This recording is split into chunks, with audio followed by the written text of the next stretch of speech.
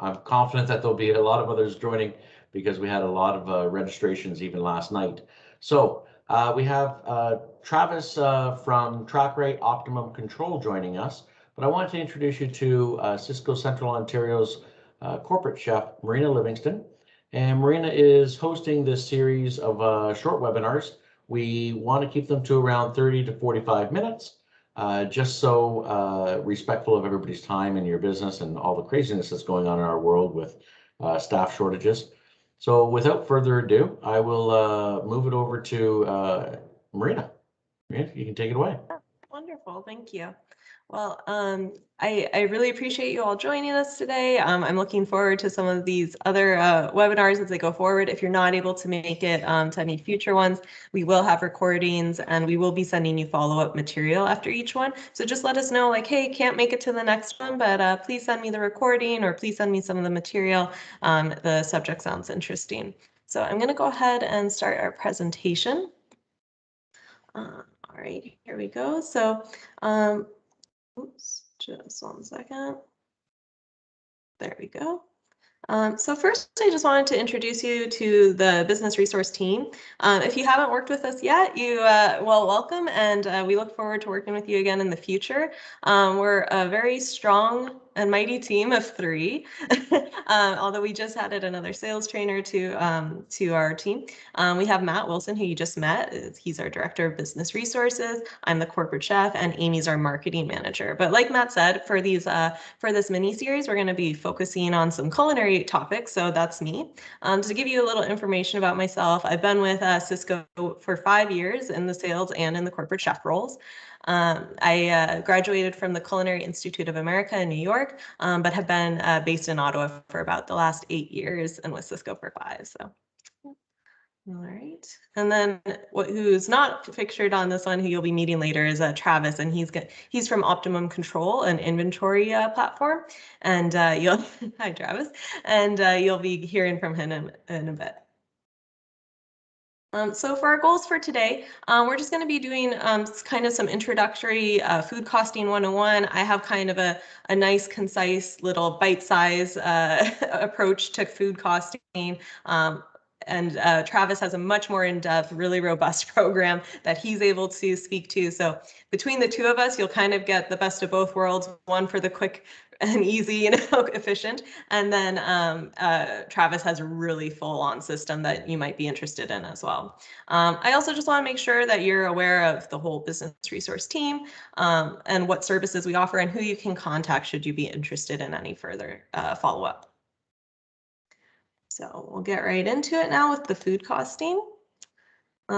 So here are some of the terms we're going to be using today. I won't go through each one, but it's just going to be kind of those quick terms that we'll be using during food costing because they're really critical. Food cost percentage, yield, all of that, it comes up quite a bit. The other reason I wanted to kind of include some of these more educational slides is that often when I was the chef, what I would be constantly asked for from my cooks for their training, or the cooks that were really keeners, if you will, they would come up and they'd be like, I want to butcher and I want to learn about food costing. So sometimes I would have time to, okay, bring them over when I'm butchering something, a larger piece of protein or fish or something like that. It's easy to bring them over side by side during that moment in the kitchen. But when did I have time to teach them food costing? I often didn't, so I would talk to them on the line with it. But as far as getting them behind a computer with me for that time that I often did it at home, that didn't happen. So the reason I also wanted to leave this slide here was to show you that, this is something that you could outsource. If any of your cooks or other operators in your establishment are interested in getting some further training or knowledge, have them reach out to us, or you can reach out to us on their behalf, and we'd be happy to provide some service on that front. So another thing that comes up quite often in food costing is conversions. You buy by the kg, you portion by the ounce, and everything in between, right? So I'm sure you're all familiar with how to convert things, but one thing that I always have as kind of like rules of thumb or really quick references is that a butter is a pound, it's 454 grams, and that gives me a really good quick back and forth just to I don't know, when you see it, it helps to see it repeatedly. So having that kind of in there, it also helps you with just kind of visualizing it, right? And same with the quart and liter container. That's my favorite. I'm actually from the States, so in the first kitchens I was working at, those were all quart containers. When I moved to Canada, now they're liter containers. But you know, a pint's a pound the world around, and there you go. Up next is yield. So again, I'm not going to go too in depth right here. It comes up later on when we're in the document for costing. But what I just wanted to comment on was, you know, of course we buy things and then we butcher them or we process them, we cook them.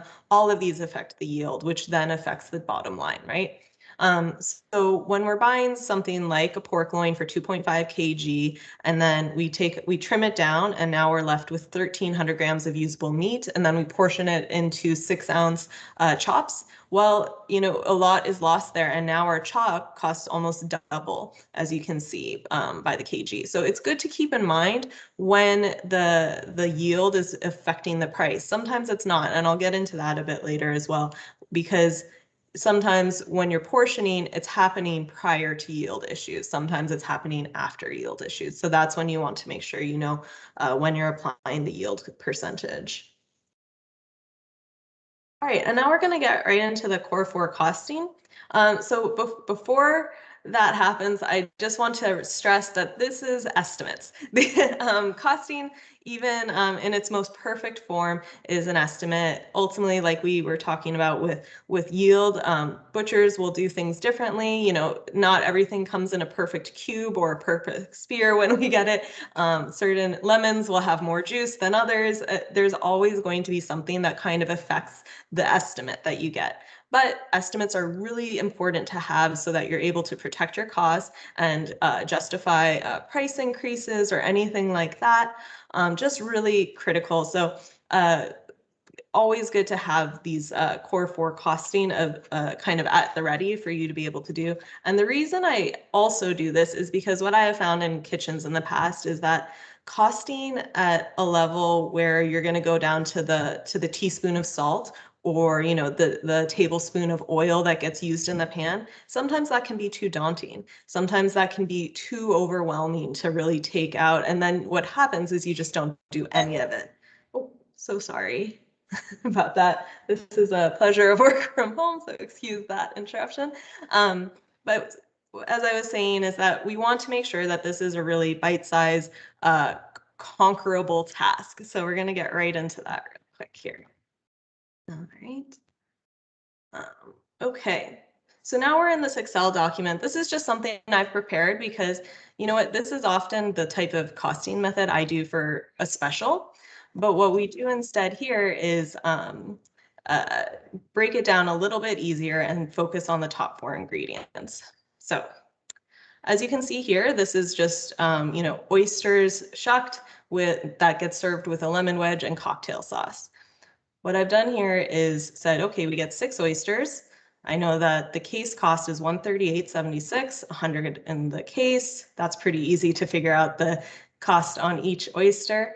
And then we have 6 here, and this will calculate for you. What we also have is the lemon wedge. You serve a quarter of a lemon.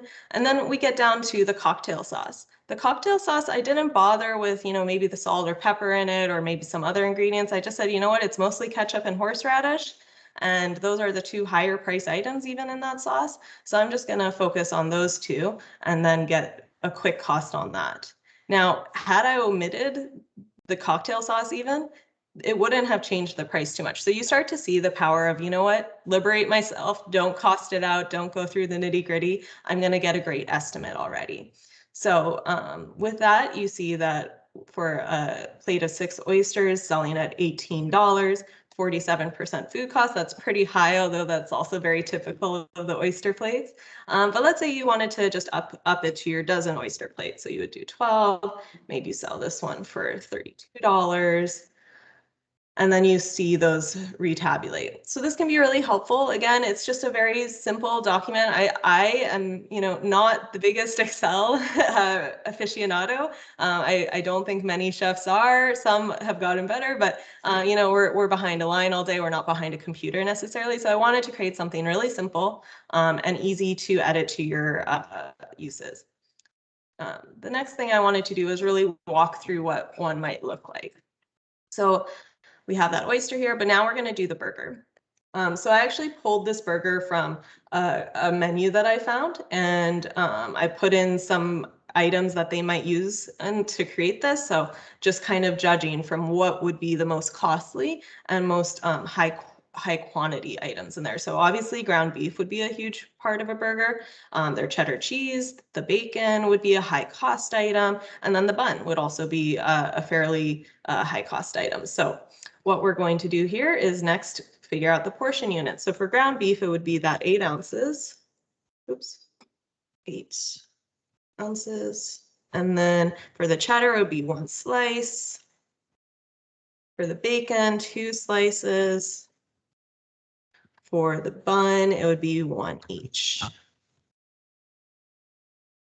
So quickly fill that out. And now bear with me while I do this, but I also kind of wanted to do these calculations live with you so that once you get all these prices filled in, you can see how quickly this can be done. And then how quickly your whole menu could be done. So for 130, for the case cost divided by 20 to get it down to pounds, divided by 16 to get down to the ounce price, you're at 40 cents, 40.06 for the cost per beef ounce. For the $75 case of cheese, we divide it by 16, divide by 15. We get that down to 31.2 cents. For the bacon, we have it at $72 a case. And I did put in that 187 because I didn't want to take you through all that one. To note though on this is that feel free to call your sales consultant for help with some of these quick conversions down to your portion cost. Or just finding all of your prices here. They have a lot of, not only can they draw up those prices really quickly for you if you kind of already have you're ready to go and fire off, okay, I need the ground beef price, I need the cheddar price, what's the case size on that? They can be really helpful. You might want to book a half-hour meeting with them so that you're ready to just drill down the list, because it can take a little bit of time to process all of this, but they can be really helpful. And something like the 187 slices or the 15 slices in that pack, they'll have that information and that might not show up on your invoice. So whenever you're going through this and you kind of get stumped with something, skip it, move on, keep the momentum going and call up your sales consultant later with a few questions and they might be able to help you. Or feel free to call myself as well. I'll have access to a lot of that information and would be able to help you through it. So, and then last, we're going to cost out that bun. So $50 divided by the 72 buns in there, and we're at 69 cents. We now have costed our burger. And it's $5 and we're selling it at $15.99. That's a 31% food cost. You know what? Prices have gone up.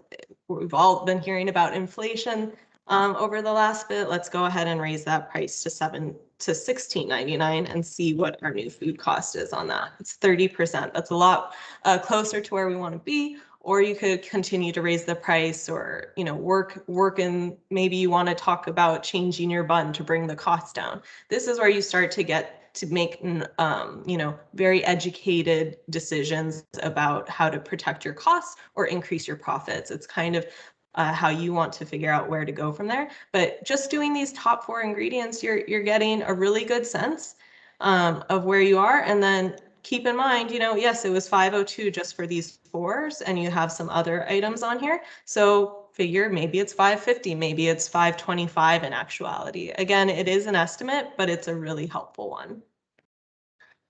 And then lastly, I just wanted to show you one other page we have on here, and you will be getting this document, so you can edit some things or add some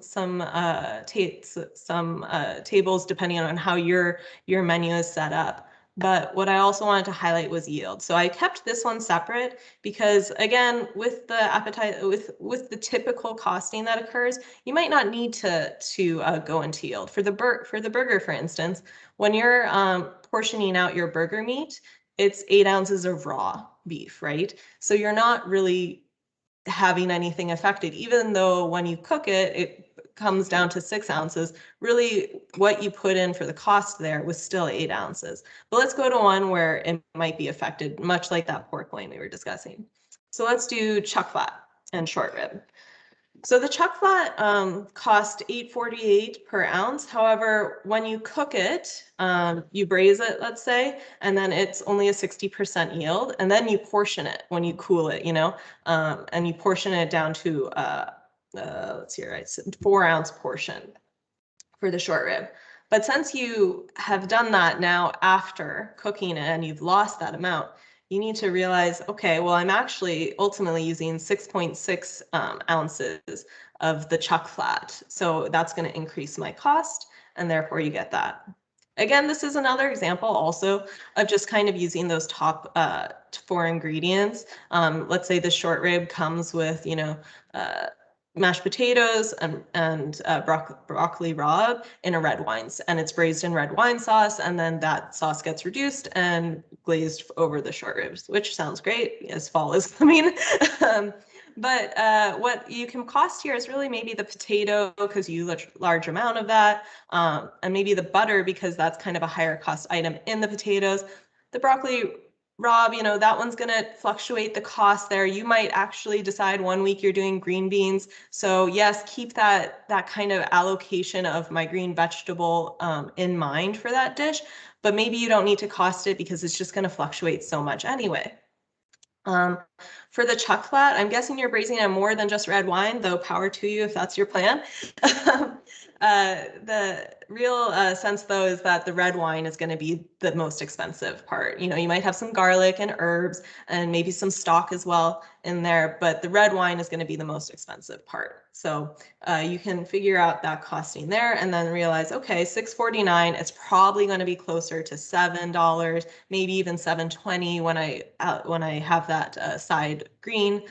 So let's keep that in mind. Wow, we're already at 23%. Let's just up it $1 to make sure we stay at 23% or something like that. So again, these are, it's all estimates, but it's meant to give you really the knowledge and education and make sure you're protecting it for that. But I know that Travis has some really phenomenal ways to get you far more exact than that, and some really great ways to incorporate a little bit more in inventory as well. So Travis, take it away. Perfect. Thank you. Thank you. That's really good stuff and very, very important. Some of the things that I like to show is taking that to the next level now.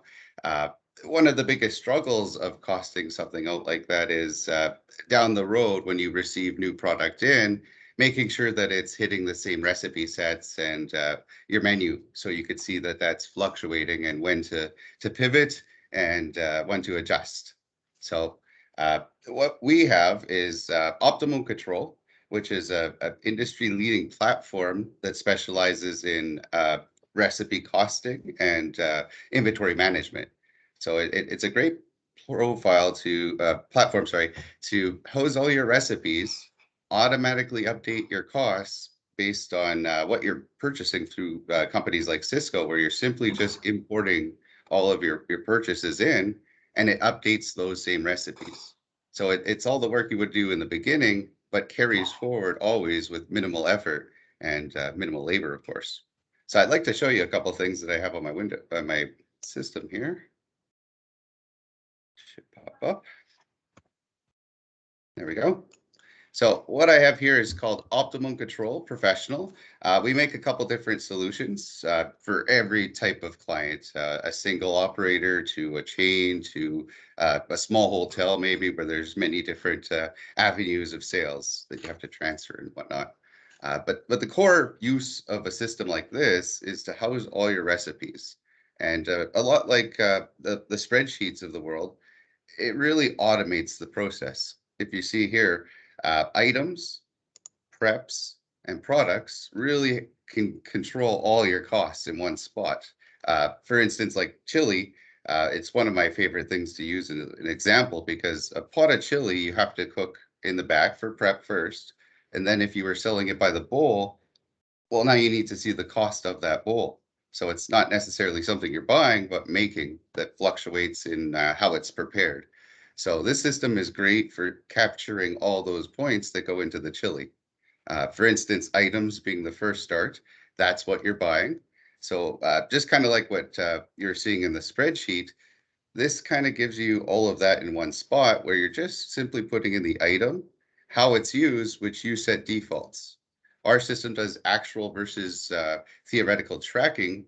So it's very important to have that standard reporting unit. And then when you get into recipes, the standard ingredient unit. So if I pick something by weight, if I'm using imperial versus metric, I could do pounds for my recipes, or sorry, for reports, and I could get into ounces for recipes, but convert to other weights. So as you were seeing, some of the struggle is those things like flour, spices. You probably tend to buy those by weight, but yet you're going to use them by cups, tablespoons, volume. So with this, you're able to actually add in nutrition, which kind of houses that gap. It closes it. So you could actually go link to, and almost everything's in here because it's the USDA and the Canadian Food Guide. So if I just simply type in celery, you're going to see that it actually imports the weight to volume conversion. So now I could use a cup, a pound, an ounce, a gram, anything I want. So it really helps with data entry and building recipes in the future when you could convert it on the fly. Also with the nutrition, any recipes you make, you just hit calculate and it'll make a full to code nutritional label, which is amazing now that it's becoming laws in more and more places. Uh, like you were seeing with the spreadsheet now, case sizes will actually dictate what the price is or the cost of the ingredient. With tools like this, you could have multiple case sizes. We all know from Cisco, there might be several varieties of celery you could receive in different kinds of case sizes by catch weight, by fixed weight, all kinds of things. So this is great because you could actually have all those price points in one spot and see what the unit cost is. So effectively, you could kind of make sure that you're purchasing the right case to use the right way, and you're not over purchasing or under purchasing or accidentally ordering splits that might cost a little bit more than just buying the whole case and getting the best out of your food cost amount. Yield is on here as well. So it drills down just like you were seeing. If I trim off the end of celery, well, that's the 5% yield that I'm losing. So it effectively gives me my 11 cents an ounce, which then could be used further. So with this data, this is the stuff that changes in cost. So as I receive invoices, I'm changing celery, which is housed within these recipes like chili. So the celery in here that's 2 cups, it might be 84 cents, but next week it might go up a little. And as we hit winter, it'll really go up. So you can always see what the cost is, and you can see how much you're yielding. If you want to cook it a different way, control the ingredients, maybe there's less kidney beans will affect the cost dramatically. So kind of like the spreadsheet, you could see on the fly every degree and how that changes your recipe cost.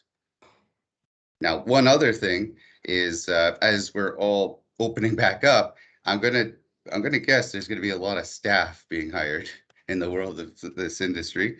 So one of the other things that you could embed with software like this is instructions and pictures and that next step. Does it need to be first phase? Not so much. You could add this after the fact, but it keeps those documents within one system. So I could put methods, pictures, using the costs that you've seen previous. I can now print off a book for any recipe in the system, and it will adjust based off what you see with the kidney beans. So I could see that it's today's date and time, and that makes sure back of house is always using the recipe that chef's creating. Bigger packages that we offer are enterprise. So if I had a couple restaurants, I could be building all this stuff in the cloud and be sending it to the stores themselves. So now you have maybe even just 2 restaurants that cook the same chili. At least they're cooking it the same way, and it's all be driven from a head office standpoint. So preps are also utilized within prep calculators. With this system, you could actually calculate what you've sold versus what you should be prepping in the future, which is very huge because that takes a lot of labor to calculate, and getting it right is sometimes a shot in the dark. With this and all the data points it captures, you could actually calculate your prep sheets anytime you want to see them, where it'll give you a Monday through Sunday how much you should be making at max, so you're not over prepping or under prepping, which causes problems of its own. But that, as you can see, is the 7 cents an ounce based on what we put in here. Conversions are at the ready, so you don't have that hassle of chef hands somebody else a recipe to enter, but it's in cups, but you bought things in weight. So nobody has to stop and Google how much a cup of flour weighs. Locations for counting is huge within systems like this as well, because when you're taking physical inventory, you're using it against usually the next step, which is your products. So that gives us the idea of how much we physically used of each product or item versus what we should have used in the recipe. So tying this to any major POS system is a breeze. It'll automatically import every night. If I sold 100 of these bowls of chili, 200 ounces of croutons have been used for today. So very, very simple, automated. The work involved, I find, with systems like these are the items. Working with Cisco, you could definitely get your order guides. It has all of the items that you buy, especially if you get a velocity report. And we have methods of really getting this step done at least a lot quicker. So when you're getting into preps, it's just as simple as clicking item. There's every item in the kitchen, what goes into the recipe. And then, of course, the conversions. So it's very simple, but really the highlights to this is that the data that you're doing or the work that you're doing with this data, it's not lost and have to be updated every 2 seconds. Every time you buy something, you have the ability to put an invoice in. Big companies, especially Cisco, they have imports. So less than a few seconds, importing an invoice into a system like this, you have your complete costs all updated. So of course, smaller vendors or manual, oops, I have to run and get some stuff from the store as an emergency. Should never have to do that when you're tracking inventory closely though. You'll see here, if something goes up in price, it's going to log back into this. So what I mean by that is all these items that we're receiving, right there, you're going to see that they've gone up 5%. Now, anything with almond slices has now also gone up in cost. So minimal effort to kind of maintain the numbers, but the end result, one of my favorite reports, problems, menu product detail problems. So you could kind of get your goal food costs. That's important to understand. You might not understand it right at first. It might be a thing that changes as you look at it closer and closer. A good example was my boss who invented the software always was told 30% is the best you could do. Well, he kind of pushed himself down the road. He was getting 28 when he tried. So that 2% really over a couple of years really adds up. So it's important to keep pushing and see what you could do. But this report gives you that number, 30%. Here's everything above 30% with the way it changed in cost. So you can see carrots, 2 ounces, 15 cents. Well, the problem here, $2.13 versus the selling price of $5.50, we're way over our 30% threshold. So now we could dive right back in. Cisco has really good resources for helping you with these things to kind of utilize the best cost for what you're offering and looking at products. But it's the data that you have at your disposal. You're only as powerful as what you're monitoring, and you can only manage what you're monitoring. And these tools let you monitor with less effort, not a lot of labor. So this is one of my favorite reports, but the whole idea of this is 2 parts, costing and then tracking as well. So it's equal parts to tracking. Now, every time you take a physical inventory, you should be getting a report like this that tells you, here's what you started with, here's what you purchased, here's what you ended with. That's what we physically used. That's what we should have used based on the sales automatically coming in. There's a place to put your waste if things go bad and you couldn't use them. Well, it's not something that's missing without a reason. It's detailed. So a lot of this is automated. You could count using an iPad with our software, import those numbers, takes half of the time as a physical pen and paper. Working with Cisco, it imports your purchases. Most POS systems will automatically import for your sales. So realistically, it's just detailing the waste and counting as often as you like. With counting, one of my recommendations is to count weekly, monthly, and daily, but to kind of break it up so you're not counting everything in the building each time. So a good example would be to count everything monthly, so your accountants have that number of the value, but weekly, count your key items, things that kind of like what you saw with the spreadsheet, your core items that have that quality, quantity, value, everything that you want to track closely. This will produce a top 25, bottom 10, meaning here's your 25 biggest problems. That's really the biggest thing you have to look at. There might be others, like, of course, in liquor operations where you're not using what you're selling for some reason. We all know what that means. Something's up. But more so, where's all the French fries? So being a top 25, that's the biggest problem. One thing that's underutilized is daily counts. I used to call it 10 at 10 or hot counts, but pick 10 of these off the top. You could actually count inventory nightly. Doesn't take a lot of labor, but if these were the 10 biggest problems for last week, every night you know where there's a variance. So it's a great way to utilize a system like this without blowing the labor to get the answer. And, And and really Travis, the answer is where you're at. Travis, if I can just jump in there, that, the top 25, bottom 10, those counts on a nightly basis. We spend a lot of time in the front of the house counting our beer bottles. So let's just say a beer bottle actually costs you $1.75. You're spending a lot of time counting that, but the steak that costs you $9, you're not counting. So it is a best practice to get into the back of the house on your top 25, or even start smaller, with top 5, top 10, and sometimes if you are having some inventory issues, some of those issues may go away by implementing these small methods and processes. Absolutely, absolutely. And it brings up a good example of my past working in a restaurant. It was a pizza restaurant. And what this restaurant was doing was stuffed crust cheese to make the stuffed crust pizza as well. That kind of staff was a younger staff. So, when there's usage problems on the stuffed crust cheese strings, okay, somebody's snacking usually. So to kind of add to that, if you saw that on this top 25, all of a sudden, if you're the person snacking on those and you're told you have to count that after shift, and it's only one of 5 other items, well, nobody even has to ask the question. You know somebody's watching, and you'll probably not do that ever again, hopefully. And if you do, you have the reports to back up what's going on. So it's a great way to track everything. And then when there is an issue, it's all drill down.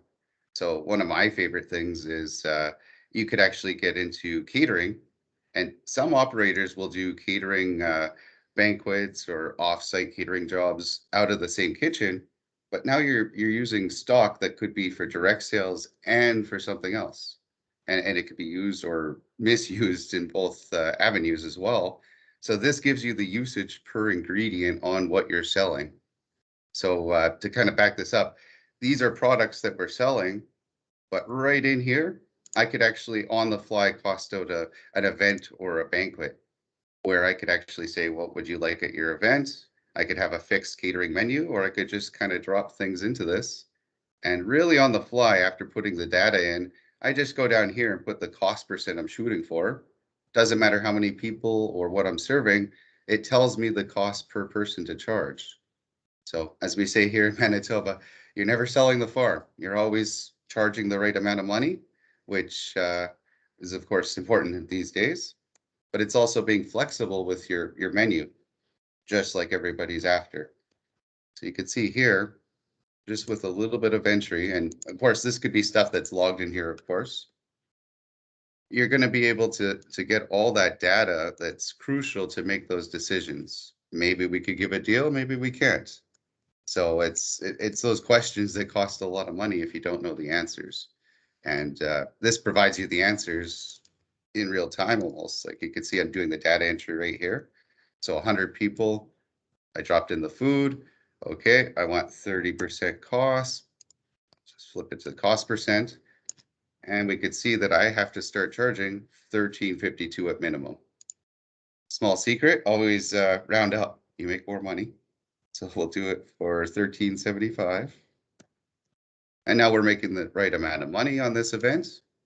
And you could kind of utilize these reports. So the first one being the confirmation. Here's what you're offering, times you're offering it, gratuity if you do it, deposit. It's a great way to kind of keep track of that stuff. Just because the next step would be ordering your goods. So with this tool, this could actually work two ways with Cisco. Not only does it import those invoices, but you could actually export order files. So I could export what I need for this event. I could even add this stuff on top of what I need on forecast or par level for my restaurant. By par level, I mean min and max. At what point are you panicking you don't have enough salt? And how much salt are you buying at that point to make you not panic and have enough? So that could be something embedded in here to help you with those decisions to not over order or order enough so you're not lacking in any departments. But the final thing here is extract. Actually, sorry, there's one other. There's the prep sheet. So this is also crucial where it will scale. So if I had a regular recipe for 200 ounces, now this is 600 ounces. So it's saving a lot of labor there. But the thing is, you're extracting the stock after the event, and that gives you that usage and that split of where those items went. So that's another thing that this could do, but there's all kinds of stuff in here that it can track. But yeah, not sure if we want to hand it over to questions or we want to look into this a little bit more. Yeah, I think now's a perfect time to break for questions and just to follow up on all the wonderful things that Travis just presented. Optimum Control is a Cisco Advantage partner, so we will be sending you along some information for what the discount is as a Cisco customer, along with all the materials that I went over and the presentation deck itself. So please use the chat for any questions that you have, and we'll be happy to answer them. The email on this Optimum. Can you use this with Touch Bistro? Yes, sorry. I moved my screen up here, so I'm looking at the ceiling. No worries. Whenever I'm like full on my screen. I got 3 cameras. Which one am I looking at? No, Yes, so Touch Bistro is one of the systems that work with Optimum Control. It's fully automatic. So like I showed you with the chili bowl, all you have to do is put the name and number right in the recipe. Every night it will come in and show you, here's what you've sold and the costs. And it really adds to what they offer because I know they do offer an inventory tracking system of their own, but sometimes when you dive into it, you'll find that it's lacking preps or batch recipes. So you can't do the pot of chili. You have to build the whole pot of chili proportionate to everything you're selling, if that makes sense. So it's a lot easier to kind of use something that's automated.